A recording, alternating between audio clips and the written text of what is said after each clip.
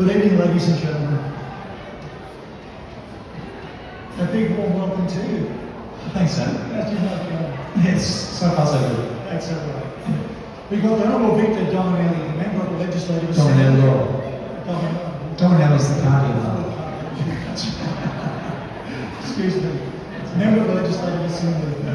Member for Minister of Customer Service and Digital Government, Minister for Small Business, and Minister for Fair Trading. Member of the Liberal Party, and a West Tigers supporter. It's heartbreak. That heartbreakers. One day. Minister, thank you very much for making the time here tonight. Can you held about 13 different portfolios over the course of since the year 2010-2011? Yeah. During that time frame of your inception into government, how has that developed your understanding of Australians, allowed you to make wiser decisions in your governance? Well, I've been lucky, David, that I've had so much breadth in terms of the portfolio. So, for example, the very first portfolio I had was Aboriginal affairs, multiculturalism, veterans, youth, communities. So, youth, you could say you've got the broad spectrum of community from Aboriginal affairs to veterans. So, you get to hear different stories, different journeys. And the thing I've learned a lot over the years is that there is no one font of knowledge. There's no one person, one group that knows everything. The wisest thing you can do is listen to as many people as you can to get information to then produce good policy. And the most important group ultimately for government to listen to are customers, the people that are on the other end of the service delivery. We listen to them because they're at the cutting edge. Listen to them, they'll tell us how to improve services for many years. Well said. As a country and a world, we are in uncharted territory at the moment. With the prospect of world war, not to mention global recession, interest rate hikes, artificial intelligence, just to name a few of the things. We've got Agenda 2030. The world is developing very quickly before our eyes. The old ways of doing things are no more plausible, and we need to change. Whether it be psychologically, socially, geopolitically, monetarily, technologically, or even education, and the way that we manage our workers, just to name a few. What insight can you impart to families, business people, and the general public that can help us not only prepare, but also navigate the future? Yeah, well, I guess we've all had a massive learning curve over the last 3 years, particularly because of COVID. And that really tested all of us. Governments, individuals, companies, businesses, the whole lot. But what we saw from that is that we're very resilient. That when we need to change, when we need to pivot, we can. And in New South Wales, we did it very, very fast. So, as you pointed out, this decade is going to be one of the most complicated, challenging, I think, that we've seen for a long time. I've got two people that I particularly pay a lot of attention to in my learnings. One is Yuval Harari. I don't know if you've heard of Yuval Harari. He wrote the book *Sapiens* and *Homo Deus* and 21 Lessons of Human. Anyway, he's the ultimate dystopian. He will say, digital is going to destroy lives, blah, blah, blah. So I listen to him because he puts up all the red flags around AI and everything else. The other person I follow, or two really, is Musk, because he's a utopian and he was a geopolitical specialist. And they're both saying the same thing, that there are so many challenges in this world, but there is no way we're going backwards. If you go to your GP, you go to your surgeon, do you really want them to do paper? Do you really want them to operate with a hacksaw? We're using digital, but we need to make sure we use it for good, not for bad. And I think that's how we need to have our mindset for the decade ahead. And trust is the most important. Everybody knows in business the most important 3 words: know your customer. Well, this decade is going to be about know your supplier. Because we saw during COVID how supply channels have shifted. How all of a sudden the world's going from autocracy, democracy, and that big schism. So there's going to be a massive weight bearing towards trusted supply channels. And that's going to take about a good part of this decade to see through. Well, that's a very wise answer. I didn't expect you to come back with that. Trust the supplier. We need to accountable everyone within that chain. Yeah. Not only that, we need not to put our eggs in one basket, No. because if you're dealing with a particular country and you've got all your goods coming from there, all your core centres, and something were to happen, it doesn't have to be terrorism. It could be a cyclone, it could be an earthquake. We're held to account based on the one person or one country we deal with. And we saw that in the pandemic. I was part of the crisis cabinet. I saw how not just our government, every government was scrambling to get face masks, ventilators. Remember, at the beginning of the pandemic, no one knew how this was going to play out. It was just panic stations. There was no vaccine, not much information. Everyone was scrambling. Everyone. And the cost of a face mask, normally 50 cents, went through the roof. But what did that teach us? It taught us, A, we need trusted supply chains, and as you said, more of them robust and build resilience. We need to make sure we do more manufacturing here. And expose people to capitalise on it also. I congratulate you for piloting the release of the government truly revolutionary. Oh, thanks, mate. The technology has shrunk the globe and brought us together, made us more accessible, traceable, and accountable. How has this helped government make informed decisions in order to formulate better legislation that delivers to Australians?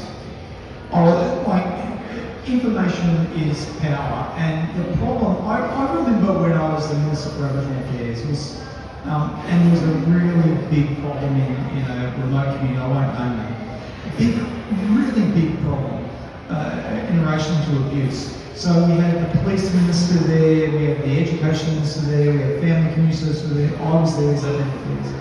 We're all there, and I remember asking the agency, what's the data right now in relation to how many assaults, blah, blah, blah. They couldn't tell me.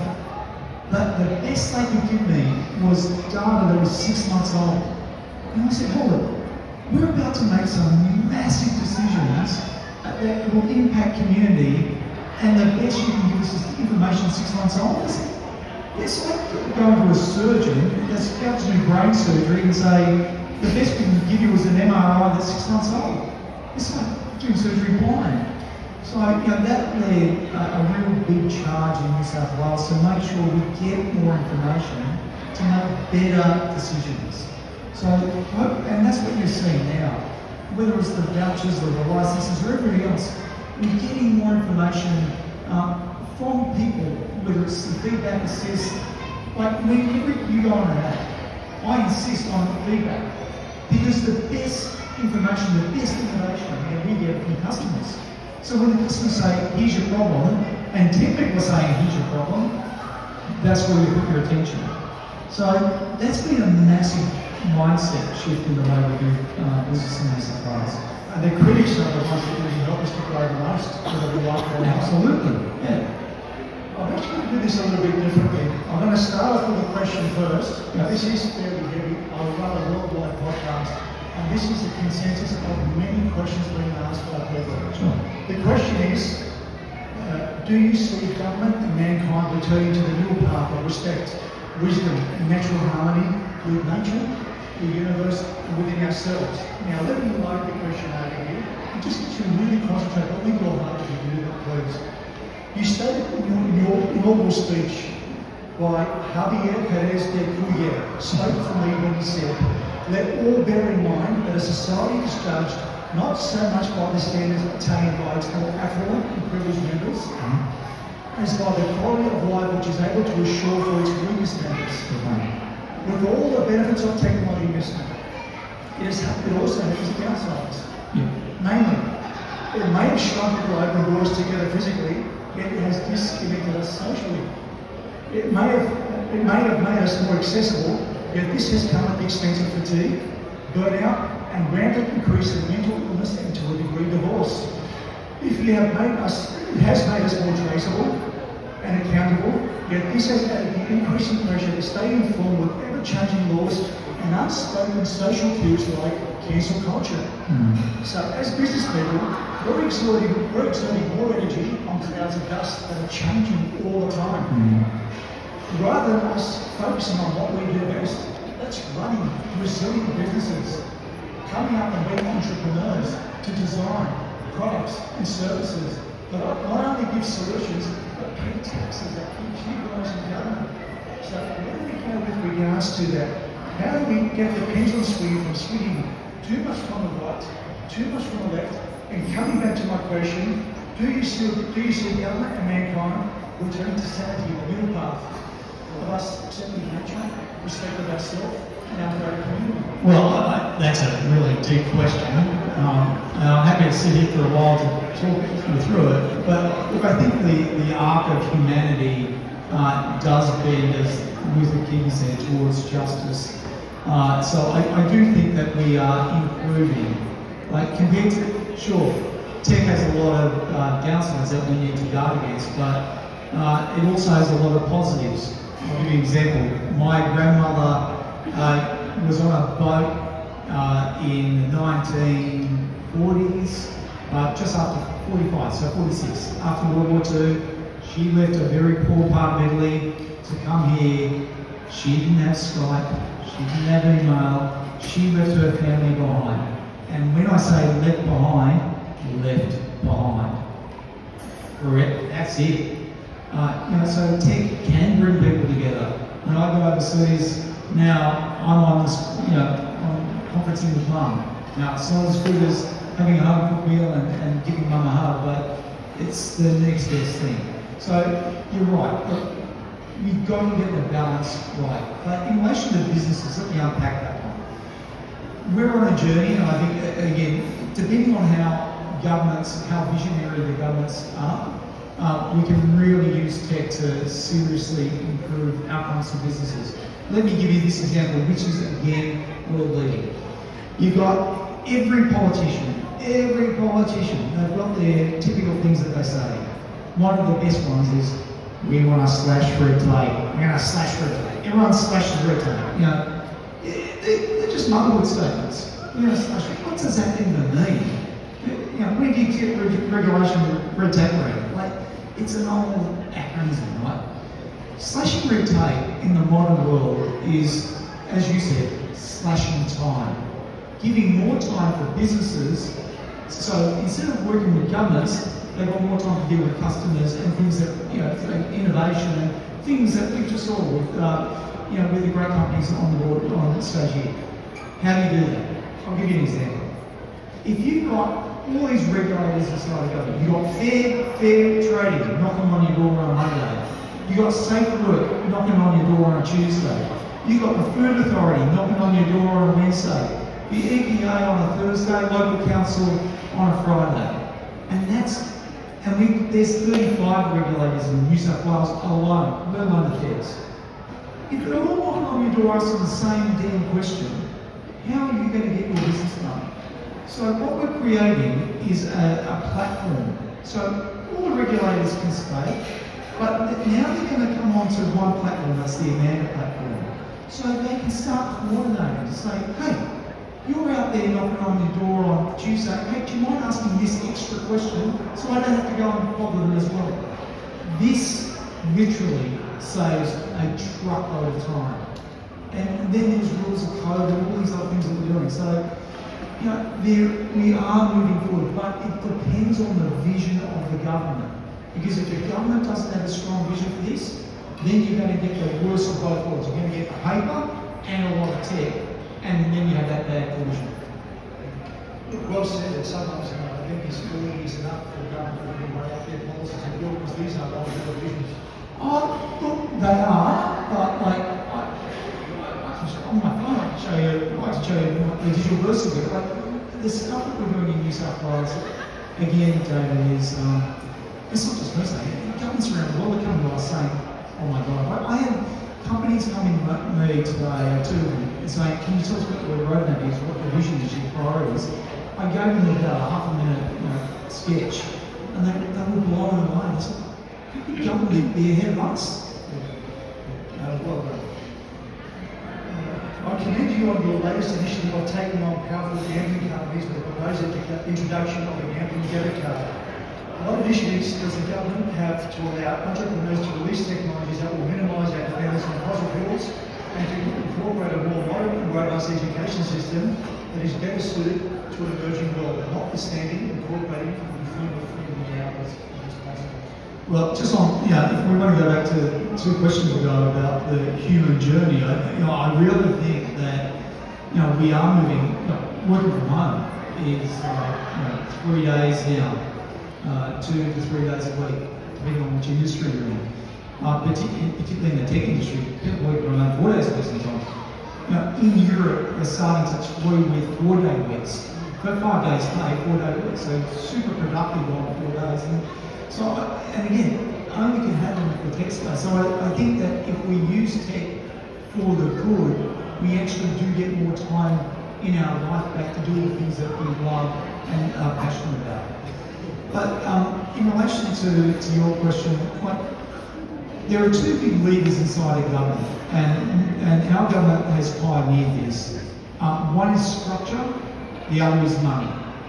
If you've got the structure, i.e. the stick, to say you must do this, otherwise we don't sign off on it, whether it's cabinet or something you don't, that's one thing. Then you need the money, you need the fuel in the tank to actually drive the policy settings. What we did a few years ago now is set up a digital restart fund, 2.1 billion. No one's ever done this before, 2.1 billion. And I set up a Noah's Ark policy. I basically said, look, you're not going to get your 2.1. You don't even bother putting in your little bit project. You're not going to get it. You can only come in if you buddy up with somebody. And i.e., if it's health, you've got an idea, if you buddy up with education, come on board, we'll have a look. And if you buddy up with transport, better still, more priority. Because what the agencies tend to do, I don't blame them, that's the way it's set up, they just focus on your transport need, or your education need. Well, that's like dividing you into different parts. We've got to start looking at you as a whole, say this is your journey, we shouldn't cut you up in different parts. Because when we cut you into parts, the agencies have control, and then you're divided. You should be in control, and then the agencies come to you. So that's how you get more innovation. When you say to the agencies, the status quo is not good enough, I'm not happy with it, go out there to market, find out more solutions that are more customer-centric. Top down rules like we want the way to compartmentalise people, it really cuts a lot of out. Absolutely. Yeah. There's a great statement that you will not be contested in the next election due to deteriorating family health issue. You've sort of quite heavily over the years, so all credit to you. Through great difficulties, we peel away the onion and begin to explore who we are and what we genuinely cherish. You have said, as a politician, for many years my primary focus was to try and create a legacy to leave behind. However, upon reflection, I was probably in error, is what you said. My primary focus should be being part of a mission to create a better world, a better future, and a legacy. A legacy that you look back on, a mission that you look forward. Researching you, I noticed there are threads of evidence as to who you really are, what you stand for. Now listen to this. The movies that you like are Braveheart, Rocky 3, Yeah, what's wrong with that? Cinderella Man. Yeah, I haven't watched it. I'm going to watch that this weekend. These are boxing They're movies. great movies. These exhibit a fighting spirit. Yeah. Tenacity. And Batman. You didn't have that one there. I didn't see Oh, that. Batman, not Batman. This is fantastic. Fights injustice, the underdog. Yeah, love it.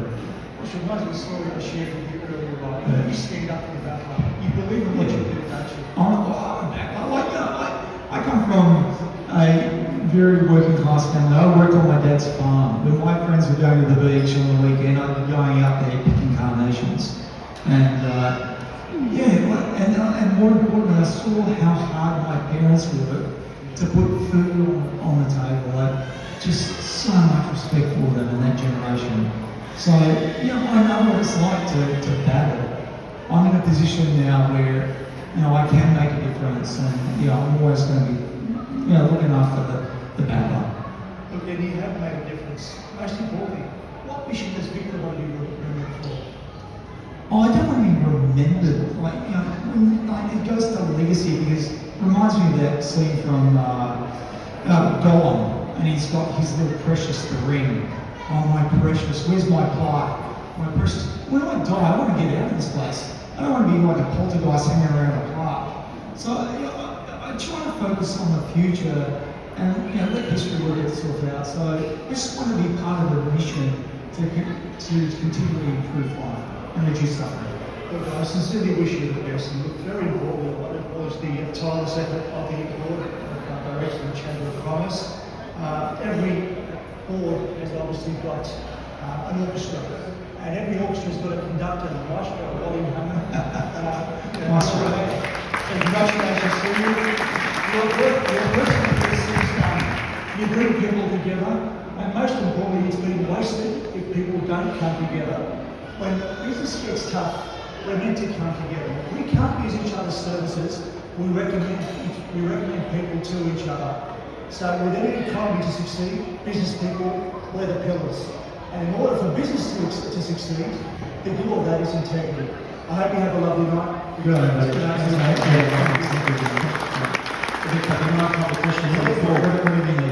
Any questions for the minister? Nice and easy. And there's one other.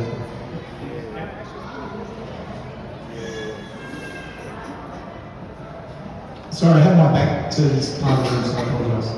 I'm not there, Minister. Thanks for joining us today. Our weakest, our meekest, our future, the policy that we're allowed to uphold currently. I won't name the apps. Our kids from 13 can access this information. So the misinformation, we're allowing it to propagate. Absolutely. I don't see, we were talking earlier, I don't see a way of, kids will restart a computer if they have to or a phone to get things going. Yeah. It's going to take a policy, a state or federal policy to actually catch what's happening now. Yeah. And the kids are suffering from the misinformation. Yeah. What's the future look like for you? Yeah, well, great question. Great question. You're right. We're in a world of disinformation and misinformation, we're seeing that played out at state level, at state actor level, it's a real challenge. When we designed the web, when the world designed the web, Sir Tim Berners-Lee in the 90s. What they did not design it was Web 1 in the 90s, we got to Web 2 in the 2000s, and we're now hopefully starting to push out Web 3 where, Web 1 was all basically, information out, so you can just read a screen about information. Web 2 was about platforms in the 20s, so, you can get information out, but then you can type feedback, so it's too late. Web 3 is where we need to be. And Web 3 is more about the individual owning their data, controlling their data, and that's where the government's trying to push. But what you need in Web 3 is what we didn't design in the 90s, the trust. Because how do you trust that, for example, in your case, that the news you're getting is trustworthy? So I was up early the other night, and because I was looking at this very same issue. There's this new platform, I think it's called Grounded News or Ground News. And what it does, you can read the news, but then it authenticates where it gets its news from, down to the journos. But in the future, you will be able to filter the news that you get based on, here is a 3-star rated journalist. He's not a journalist just with I'm a journalist at the moment, I've got a camera, I've got a microphone. I can publish. I'm a publisher. I'm Minnie Murdoch, but I'm not registered. I'm not qualified. I'm just a guy with a microphone. In the future, we need to start trusting it. So I think that's where we'll go, and that Grounded News is a really good entry point for this.